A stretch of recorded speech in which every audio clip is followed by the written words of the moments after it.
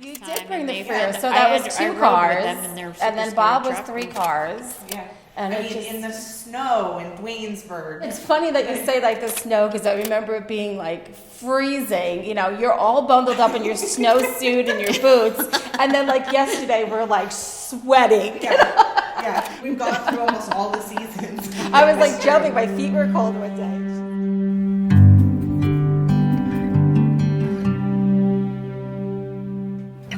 So the program started in the beginning of the pandemic when the school district closed temporarily for about 2 weeks before we knew what this pandemic was going to bring.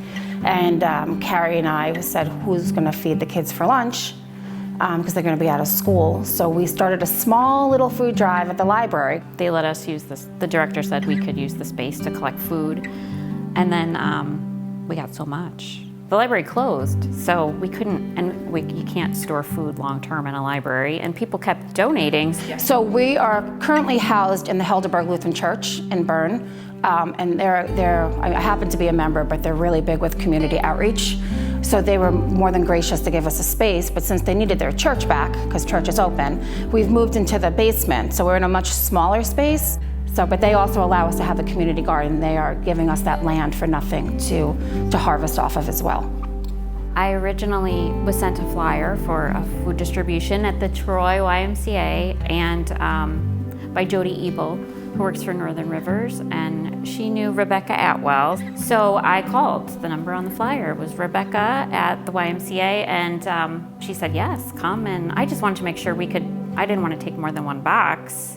She said, no, we'll fill your car. So we went and I filled my car, and later on down the road, I believe Rebecca called me and wanted to reach out. She said, we want to help people in rural areas, and how can we help you? Please come and take as many boxes as you can. If you can get the trucks, we'll fill them up. So we happen to know someone who has a box truck. And then we always, because everyone always says, how many people do you feed a week? So I always say it's an average of 2 to 3 people per box in the way that we always say it. So it winds up being close to 1,200 people a week. Donations is the best way to help. Continue giving donations. They can be perishable and non-perishable because we're in the position where we can take them in now and store what we can. Now that the USDA food boxes are ceasing, until we know if there's any other kind of program, we still have 1,200 people that are still looking for food.